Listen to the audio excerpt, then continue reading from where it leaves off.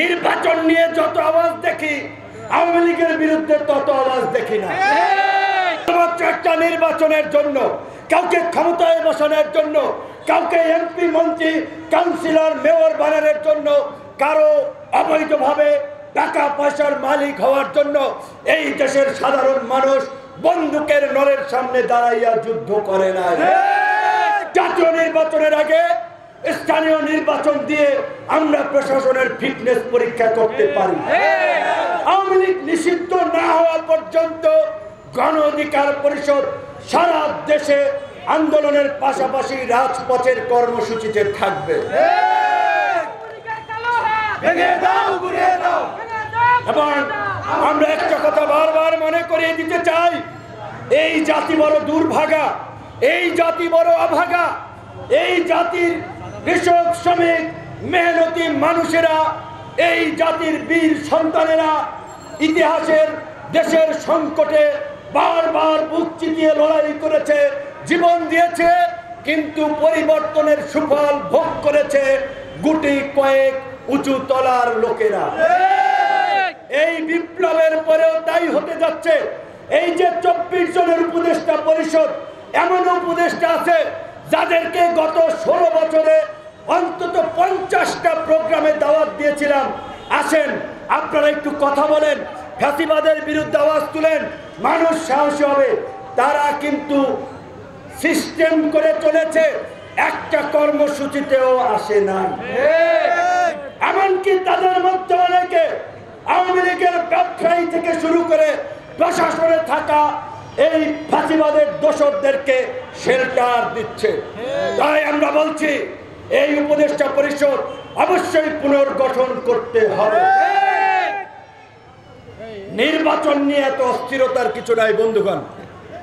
নির্বাচন করবেন, প্রস্তুতি নেন, মাঠে থাকেন, সংগঠন করেন, কিন্তু পৃথিবীর ইতিহাসে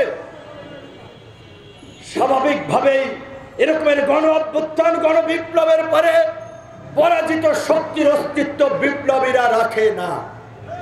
যদি আপনি রাখেন, এরাই আপনার জন্য ভবিষ্যতে কাটা হয়ে দাঁড়াবে, যন্ত্রণায় ভোগাবে।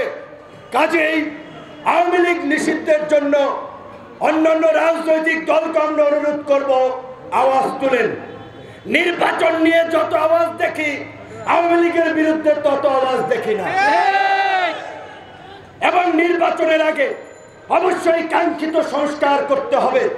শুধুমাত্র একটা নির্বাচনের জন্য, কাউকে ক্ষমতায় বসানোর জন্য, কাউকে এমপি মন্ত্রী কাউন্সিলর মেয়র বানানোর জন্য, কারো অবৈধভাবে টাকা পয়সার মালিক হওয়ার জন্য এই দেশের সাধারণ মানুষ বন্দুকের নলের সামনে দাঁড়াইয়া যুদ্ধ করে নাই, জীবন দেয় নাই। সংস্কার করতে হবে। অবশ্যই সেই সংস্কার হবে জাতীয় ঐক্যমতের ভিত্তিতে। আজকে জাতীয় নির্বাচনের মতো একটা বড় কর্মযজ্ঞ করার জন্য এই প্রশাসন কতটুকু ফিট আমরা জানি না। তার জন্য জাতীয় নির্বাচনের আগে স্থানীয় নির্বাচন দিয়ে আমরা প্রশাসনের ফিটনেস পরীক্ষা করতে পারি। আমরা প্রশাসন এবং নির্বাচন কমিশনের নিরপেক্ষতা যাচাই করতে পারবো। তাই জাতীয় নির্বাচনের আগে স্থানীয় নির্বাচন দেওয়াটা আমি মনে করি এইটা একটা ভালো পদক্ষেপ হতে পারে। একই সাথে আমরা সরকারকে আবার অনুরোধ করব, আপনারাই বলেছেন সংস্কার কমিশনগুলোর প্রতিবেদন দেওয়ার পরে জাতীয় ঐক্যমত প্রতিষ্ঠা করে আপনারা সেগুলো বাস্তবায়ন করবেন। সংস্কার কমিশনগুলোর প্রস্তাব ইতিমধ্যেই প্রধান উপদেষ্টার টেবিলে আগামীকালকে সমস্ত রাজনৈতিক দলকে নিয়ে জাতীয় ঐক্যমতের সংলাপের ডাক দেওয়া হয়েছে।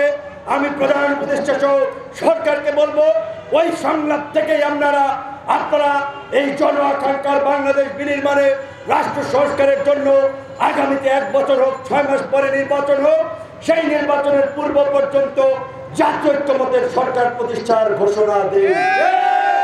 যেহেতু মিছিল করবে, বক্তব্য লং হয়ে গেছে অনেকেরই, এখন আমরা মিছিলটা শুরু করতে চাই। ধন্যবাদ।